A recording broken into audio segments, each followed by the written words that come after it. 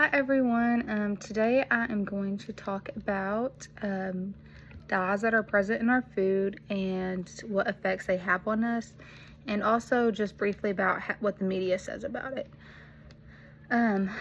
First of all, I kind of started getting down this rabbit hole when my son started eating foods and stuff.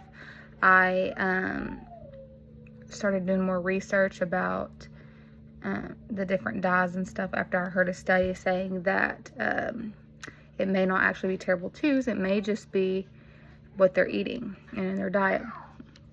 So I kind of went down the rabbit hole and started exploring the different dyes and the effects that they had on the body and on the brain.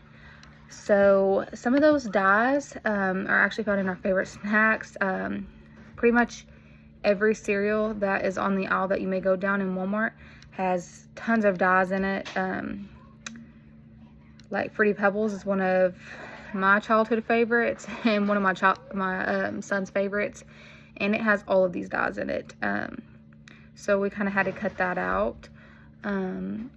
Candy, even just things that you wouldn't think, like chips, they have dyes and stuff in them too, just to color the seasoning and flavorings. Drinks, it's insane when you start looking at all the things that these dyes are present in.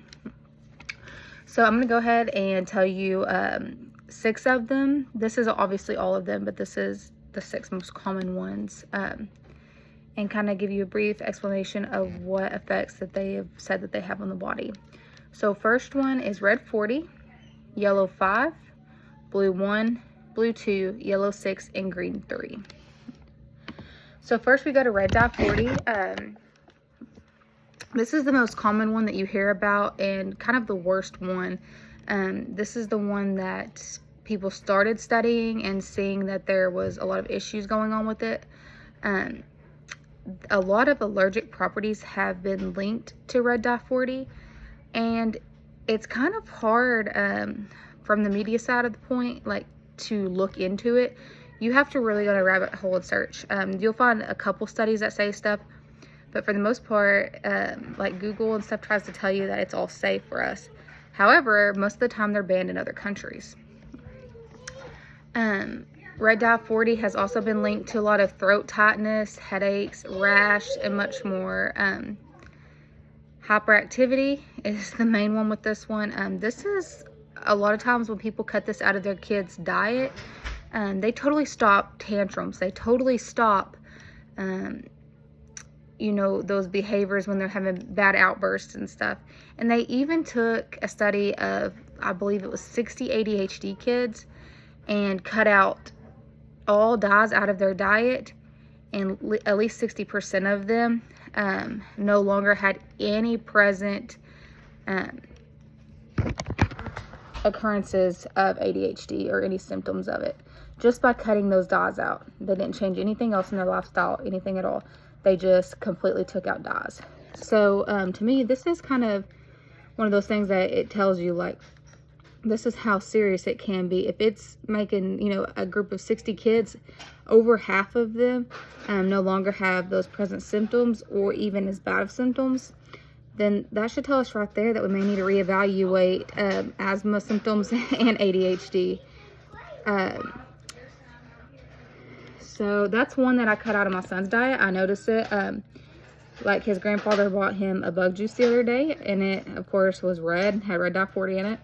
And for the rest of the day, tantrums, just outbursts. I mean, hyper, hard to take a nap, wouldn't listen. And then once he detoxes a few days and doesn't have any dyes, he's a completely different kid. It's insane. It's even in the medicines that we give our children. A lot of liquid Tylenols, a lot of liquid ibuprofens that are colored. They now have dye-free options because this is becoming more common and people are realizing this. But most of them, they do still have the dyes in them. Blue 1, one of the most biggest side effects for that one is eczema, congestion, puffy eyes, hyperactivity, and throat swelling. Those go back to more asthma symptoms. So how many of us have asthma, but it may just really be from the things that we're eating? And a lot of the population has eczema. So I wonder how much, our eczema would clear up if we cut these out of our diet.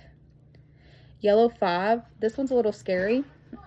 It actually has been known to damage white blood cells in every concentration that it was tested. So every time that they ran a study, it was killing and damaging human white blood cells. Hyperactivity, in studies with rats that they did, they practiced yellow dot 40 on, those rats ended up having present tumors, coughing, itching, migraines, anxiety. These are a few of the other things that come along with or have been linked to this dye.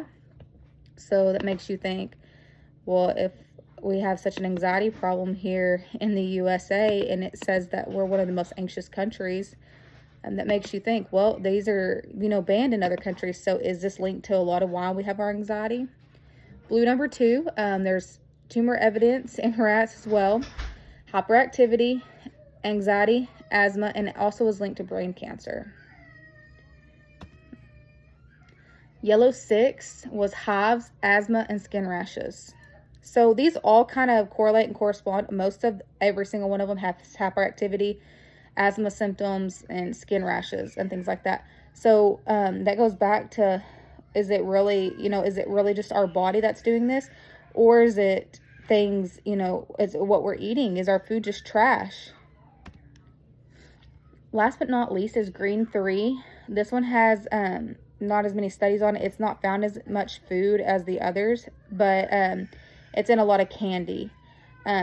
Gestational tract issues was one of the most common things found in green 3. So I hope you enjoyed it, and I hope you do research. Like I said, it's kind of media bias. They don't talk a lot about it, and you kind of have to go down a rabbit hole to find it. But I've enjoyed studying it, and just as an example, my own home, when these dyes are present, my kid's a completely different kid versus when he doesn't have them.